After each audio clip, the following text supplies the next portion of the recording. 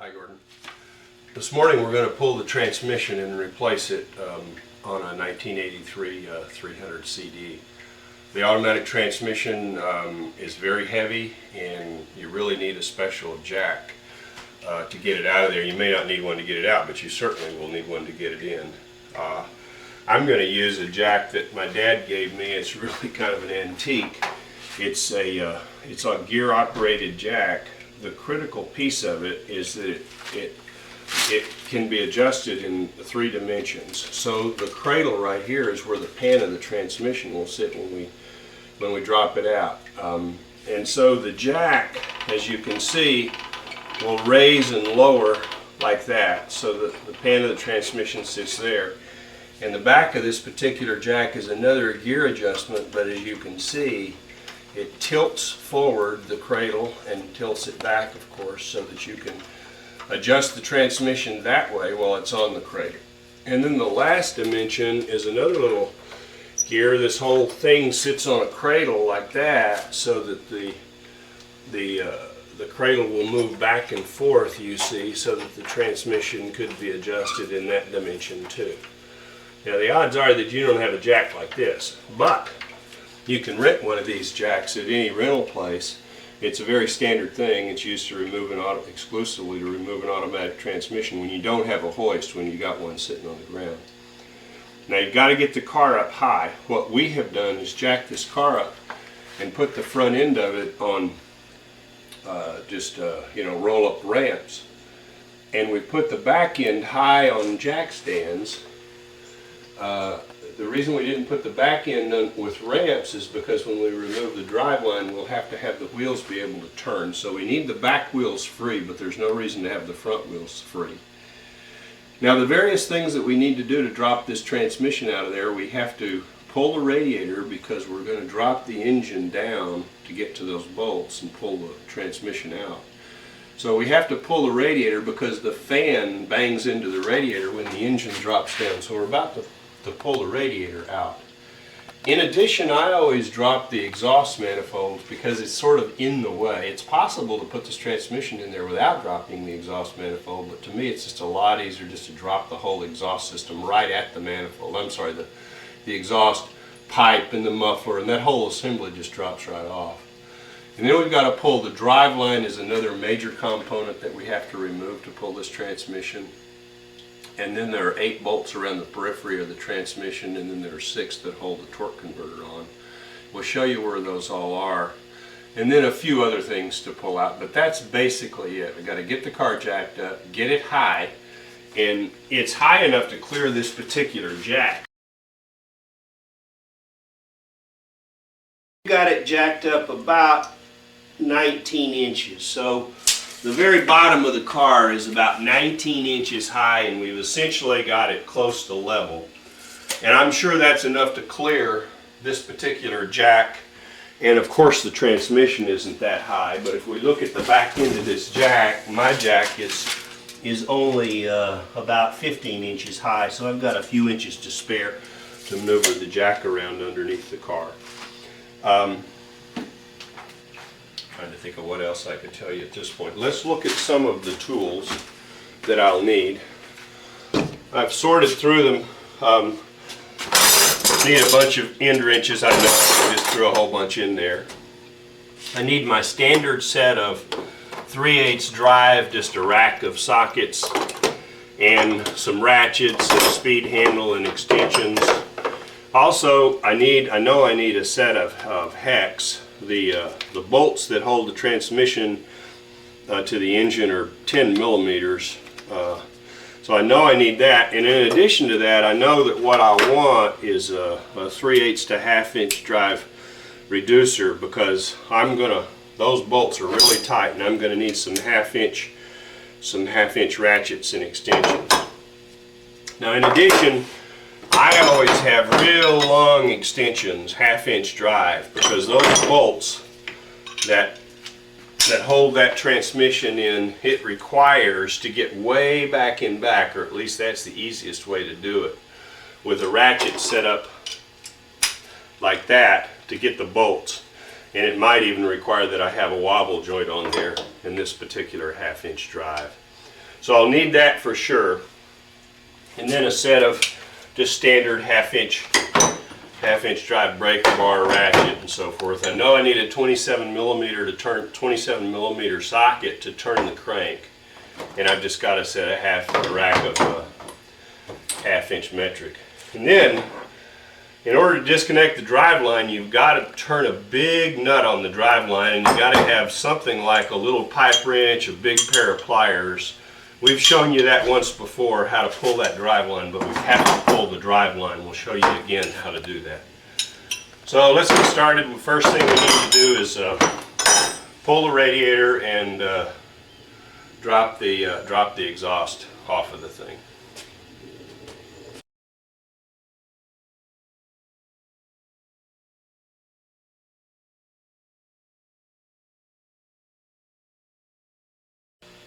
Now, it's not absolutely necessary that you drop the exhaust, but in my experience, it's a lot easier. It's in the way. It's not that hard to drop. There are 3 bolts up here on top. We've taken the air breather off this one, and they're 12 millimeter bolts on studs right here. The top one is the easiest one, so I'll show you how to do that one.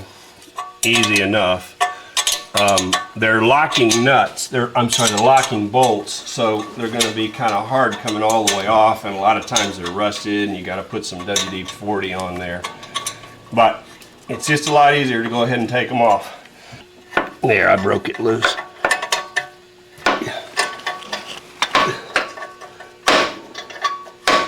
And the third one is going to be over here, right there. Okay.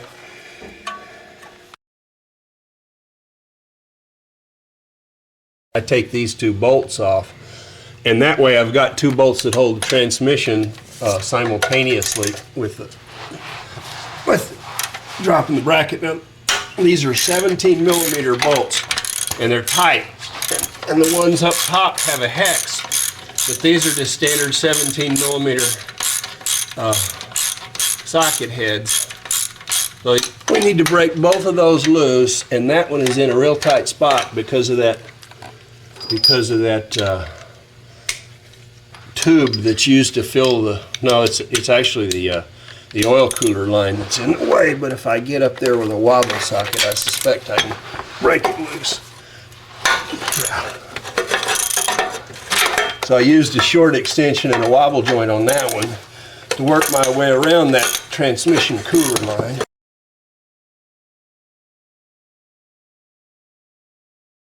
Now, what I've always found with these donuts is just take a screwdriver, and sometimes some of them are kind of stubborn, but you just take a screwdriver and pry them off like that. And then sometimes the second will come off real easy. So there's those 2. Now, there are 2 more in the back.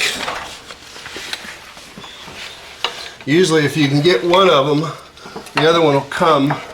And actually that's loose enough with that bracket disconnected up top or loosened that I can just push them. Now you see this whole thing is going to drop down now. And now we're going to go up there and get the bracket up in front, finish it, and just get this thing out of the way. Now what I did is when I finished taking those 2 brackets off, I just kind of twisted it so that the flex pipe is kind of laying on its side. And then I just dragged the whole assembly out from underneath the car. And just get it out of my way. As I say, took an extra 15 or 20 minutes, but it was worth it. Next thing we want to do is unbolt the torque converter from the flex plate. So if you look underneath the car, right at the back of the engine pan on the car, there's a little hole, an oblong hole, kind of an oval shape. And inside there are 6 bolts that need to be removed. They're 13 millimeter. It takes about a 3 inch long extension with a 13 millimeter socket. And the bolts occur in pairs. Now what you'll have to do is get a light and shine up in there, and you can see them. They're a pair, and then 120 degrees apart. They're a pair, and then another 120 degrees apart. They're a pair, and of course you got to have you got to be able to turn the crankshaft. So we've got our 27 millimeter socket up here on the crank. Let's rotate the engine and see. Now The engine is only rotated in one direction. As you look at the front of the engine, we rotate it clockwise, looking from the front. So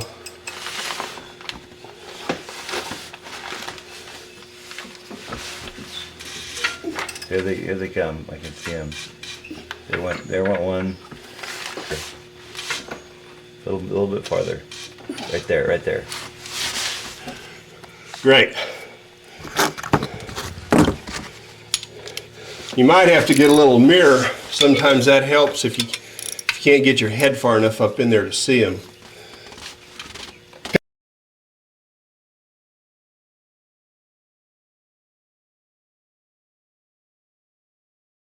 Okay, next we're going to pull the drive line, and what you need is a 15 millimeter and a 17 millimeter wrench each. Okay, the next thing we want to do is we've got all the bolts loose. We want to take the drive line loose. Now sometimes these things can really get stuck. These things were really stuck, and what I had to do is get a chisel and just hit it this way. You can see that there's a lip on that, and it fits inside that drive line, and that flex plate, of course, is kind of flexible. So these had been in there so long that I couldn't break them loose. So what I had to do is just take a chisel and a hammer and bang on this side and knock it loose from the drive shaft that way. Little joint right here that we've got to take loose. I use, again, a short extension. One of these requires a wobble socket. It's a 13 millimeter bolt. And so we've got to take this middle joint loose.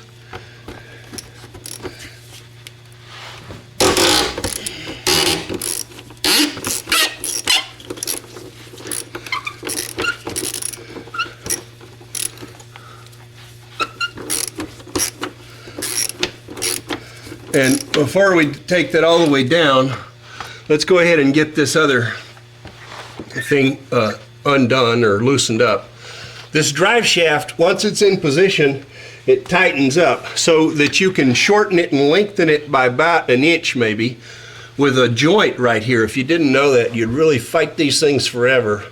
But you see right there, right in front of this middle joint, this middle U-joint, there is a big nut, and it loosens up. And when you loosen that nut, it allows the drive line to telescope. And that's the way you get it off of there, because it's really tight and it's perfectly adjusted. And of course, it comes apart right there too, so you got to be really careful. And we've said this before, you've got to mark with paint these drive lines such that when you take them apart, you get them back together exactly the same way, because they're balanced at the factory. And if you don't get the balance right, you get an incredible vibration. But the next thing we're going to do is put a couple of wrenches on that joint and loosen it up so that we can move the drive line. And it's just easier to loosen it up while it's still attached like that, because it's rigid, you see. Now I'm just going to use a great big set of pliers. And what I had Gordon do is just set the brake so that the drive shaft wouldn't turn. And if I go up here, I just turned it. It's a standard nut, and so I just want to turn it, let's see, counterclockwise to loosen it. And you see, it loosens up pretty easily. So once you loosen that nut, the drive shaft will compress, so it'll scoot that way, and you can get the thing off of there.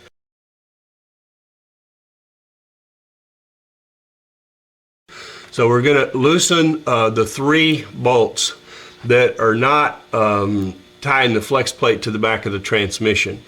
Once we do all of that, then we're going to be able to pull that drive shaft out of there. But as I say, we want to mark its position such that if it does become separated, we can always get it back to the same spot. We'll try not to separate. We'll try to take the whole thing out as a unit, but just in case, we'll mark it with paint such that we get it back the same way it came out. Okay.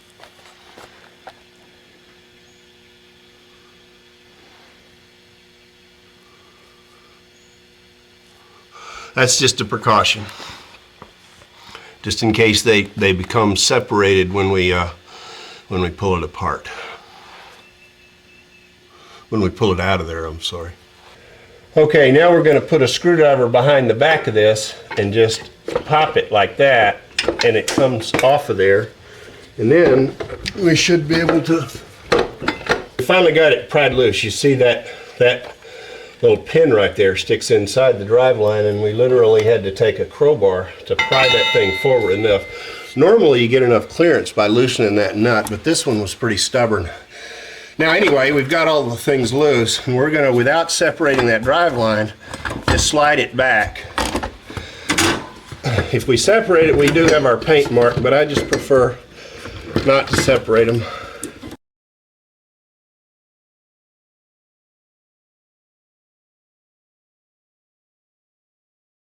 One of the next things we have to do is take the dipstick out of this transmission, but if we don't drain the fluid out of it, when we take the dipstick out, it's going to run all over the place. So first we're going to drain the fluid. That's a little 5mm hex. Now what I want to do is take the dipstick out. It's got a little hex bolt that holds it right on top there, but it's hard to get to that bolt unless you take the transmission line off, the transmission oil cooler line. So I'm going to undo this cooler line. And actually we're going to take the cooler lines off, but we're not going to have to disconnect them from the engine and everything. We're just going to take them loose. So if we take the oil cooler line loose and disconnect it from the transmission, we'll just bolt that back up to the new transmission. We'll just take this nut off right here so that so again a 5mm hex, so that we can move it. Now we need a socket right there. And it looks like it's about maybe a 19mm would be my first guess. Let me see, there's a 17 or a 19. Yeah, it's a 19. So, that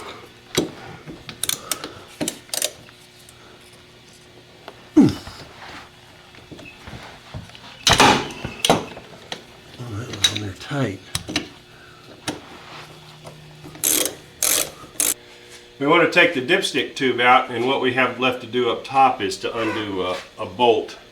Underneath there's a little 5mm, we'll show you where it is. It's right next to where that oil cooler line was. But up here, we've already loosened up a little 13mm bolt on the back of the manifold, on the back of the intake manifold.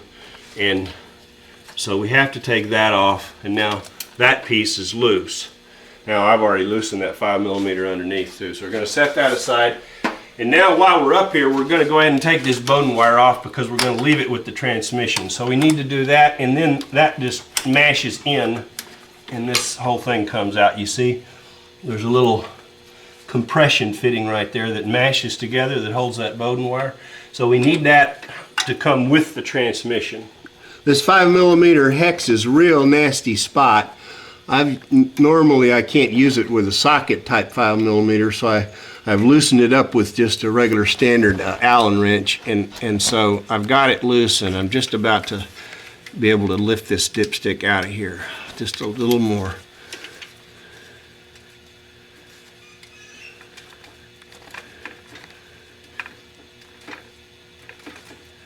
It's got an O-ring that seals it. So if we lift it up, you can see that it'll come right out of there. We'll set it aside here.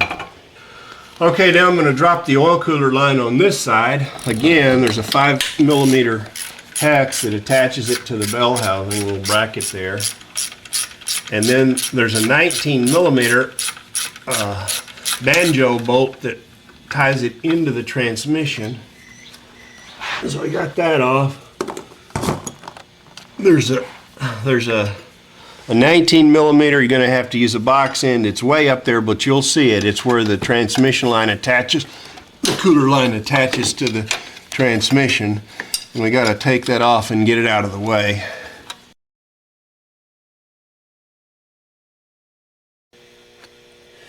Okay, now we're getting close to dropping the cross member and lowering the transmission, but before we do that, I want to leave a side bolt that holds the transmission to the engine to be the very last. I'm going to take it out finally after I put my jack underneath the car, but I'm going to take all the other bolts out of the transmission before I put the jack under, so the jack's not in the way. But in order to leave this bolt to be the last, I'm going to have to disconnect this ground strap from the block because the ground strap's not long enough, and I might break it if I drop that transmission down. I might snap that ground strap, and I really don't want to do that. So I'm going to loosen it here, and as I say, the only reason is so I can leave that one to be the last one. As it turns out, whoever did something to this transmission before left a bolt out of it. That's my real problem. You see, the bolt that did go, let's see, where was it? Right here. This bolt was never there in the first place, so we're going to have to get one to replace it. It's not there in this car. I would have left that one to be the last, but since it's not there, I'm going to leave this ground strap bolt to be the last.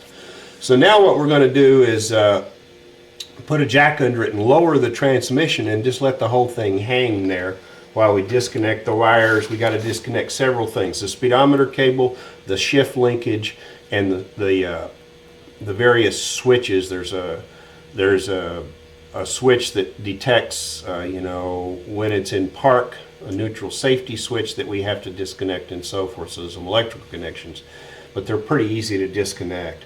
Mostly the hard part we have left is undoing all the bolts around the top of the transmission, but we can't get to them until we drop the transmission down off of its mount. So let's undo the bracket.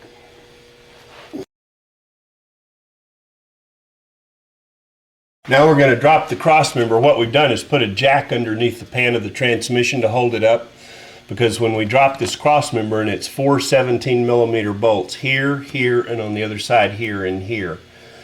So we're going to take these cross member bolts off and slowly lower the transmission. That'll give us access to those top bolts around the top of the transmission. I loosened these two. We'll see if these others will break loose.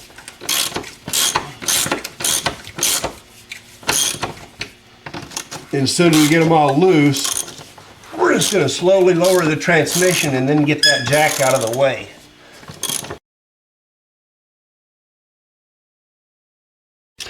Okay, now we dropped the cross member, except we just left one bolt and swung it off to the side, disconnected the motor mount on the back.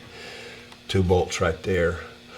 Now you got that out of our way, and we're almost ready to drop the transmission down. We've got a jack underneath it, but before we do, we don't want to bend this linkage. So it's easier to disconnect the linkage right here with this little keeper, this little clip at the back. If we take it off back here, then we'll be able to disconnect it at the engine a lot easier, at the transmission, I'm sorry, a lot easier, but we don't want to bend it. So we just took it off right there with this little keeper. And now we're going to lower the transmission. So let me show that while Gordon keeps the film on it. What we're going to do is just lower it down very gently, and then we're going to pull this jack up from under it.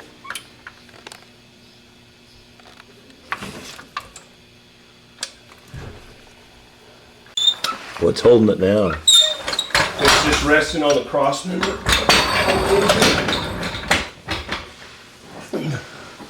Now you see, the transmission has dropped all the way down, and it's resting just on the cross member of the engine, but it gives us just enough room to get up there with some wrenches to disconnect those top bolts. And of course the rest of what we need to disconnect is over on this other side. So if Gordon could come over here. Okay, our next step, we got a few things to disconnect here. One of them is this electrical connection. It just pulls right off. And then we've got the speedometer cable to disconnect and a little vacuum line. The little vacuum line is real easy. It's on a little green thing up there. A little green vacuum element just pulls off like that. So we get that down out of our way. And then the last thing we have to do is disconnect the speedometer cable. It's a 10 millimeter. So I'm going to need a little box in 10 millimeter. Okay, the transmission has a speedometer cable plugged into it right here, and it's a 10 millimeter bolt. Can you see that? It has to come all the way out. That 10 millimeter bolt does. And you'll see why in a second. It's possible to disconnect this with the transmission sitting up in there. It's just a lot harder. If you lower the transmission, some of these connections on this side are easier. Okay, now we have to pull that bolt all the way out, and I'll show you. You kind of have to wiggle this thing. But you see, what was holding it was this bolt went through the side. of that little indentation there. So little groove that this bolt, and that's what holds the transmission cable up in there. So you have to take this bolt all the way out. So now we've got the arm right here, the shift linkage just kind of drop down like that. And now the last things we have to do are disconnect the top bolts, and we can drop the transmission. Now, of course, we're going to pull the starter, and when we pull the starter, we're just going to lay it off to the side up there. So we're going to pull those top bolts and leave this one bolt right here, and then we'll put the transmission jack underneath it and finish the job. What I've got is a very long extension that's about an 18-inch and then another 10, so I must have probably 24 inches at minimum. And then I've got a 1/2-inch wobble joint and then a reducer to 3/8 in my 10mm hex, and that's what I use for those two starter bolts. So what we do is we go up from the back of the transmission, see way back here where the support shaft is, where the cross member is, and we get up there like that. One is up top showing you the bolt that I'm going to remove first. It's the top bolt, and so it's broken loose, and you can see that I'm turning it, and I'm doing it from way down under here.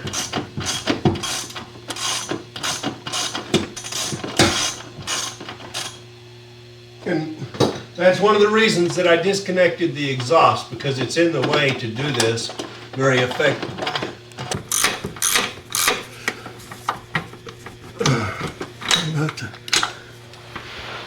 I'm going to switch to another drive because the thing is it's in a tight spot and it's backing up the bolt. It's backing up into the frame. Okay, now I got that bolt out. Now normally, I happen to know, because this starter's been out before, there's not a bracket on the front of it. I got this last bolt loose, and mostly I just want it out of the way. So I just set it up off in there, just set it on the, you know, the car parts, the frame, the steering linkage, whatever will hold it, but just let it rest right there. There's no reason to take the starter all the way out. I just want it out of the way when I drop the transmission. Okay, now we've got some top bolts to get, then we'll put our transmission jack underneath there. So the next one is over on the other side. Now the top bolt, you can't see it with that camera. It's way up underneath there. It's a top bolt on the transmission. The only way is with an open-end wrench or a socket, perhaps, where you get a little bit of a stroke on the ratchet. But I've already loosened it. It's way up in there. I did it with an open-end wrench. It's very, very top, and I'll pull it out of there finally. It's right there. So there is a 17mm way at the top that needs to go in there. Now I've got just two more bolts left, and both of them are on the side here. I'm going to undo one, and then we're going to put the jack under it. Now this one is actually a bolt and a nut, so I had to take it off. It's the one that's it's about halfway up on the transmission. So I'm down to one bolt, this bolt right here, and I believe that should be the last bolt.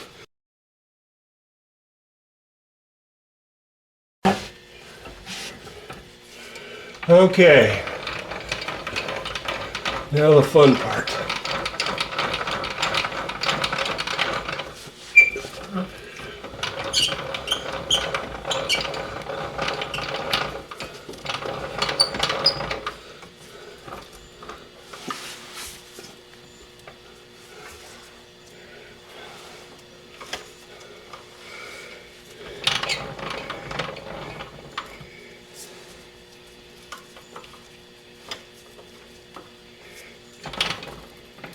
Okay, I just want the load off of it. And then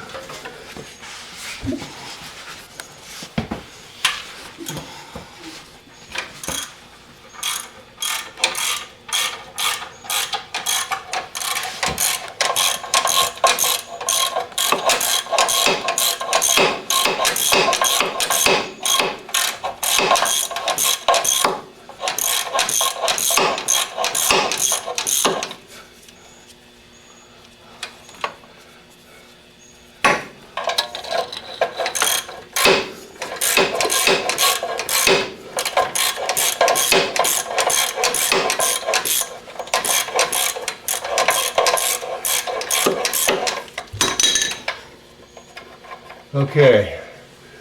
Now, we've got it loose, and so we just kind of shake it. And sometimes you have to jack it up a little bit to let it slip backwards. There. Now you can see I'm backing it away, and I've got the torque converter clear the back of the engine.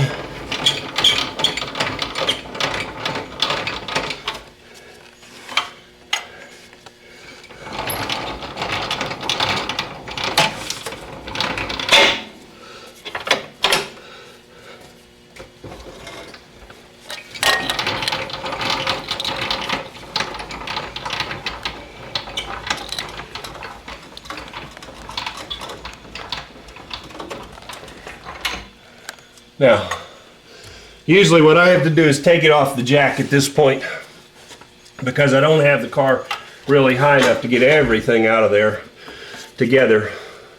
But you really won't hurt it if you're careful.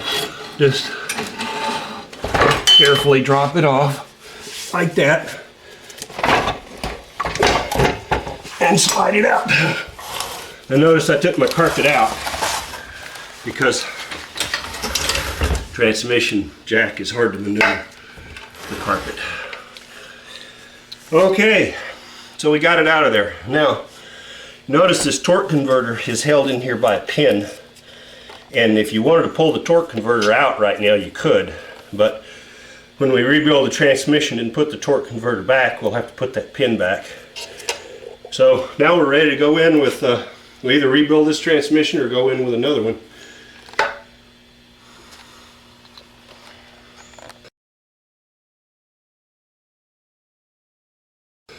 Okay, now we've got the jack. What we did is we're changing a transmission out. Actually, we didn't have one rebuilt, but we just bought a used one. So we've got the used one up on our jack.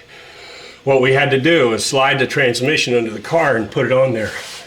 Now, well, you want to make sure that the torque converter is lined up essentially with the flywheel bolts, because you don't want to have to line the engine that much after you get it up in here.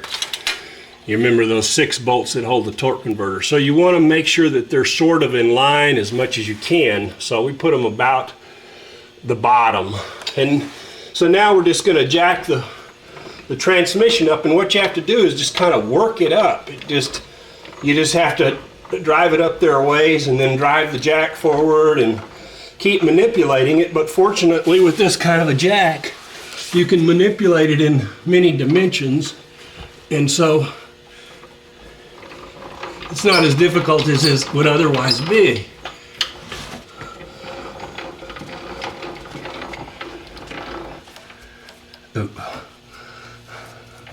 And I got that linkage has to be above one of these cables right here, and it's not, it's below it.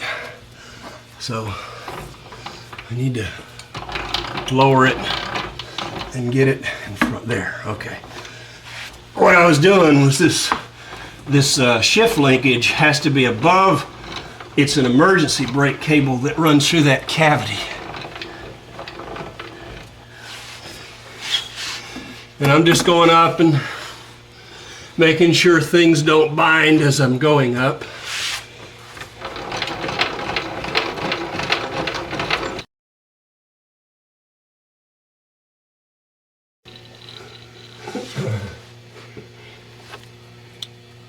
You can see the actual 2 halves coming together up here.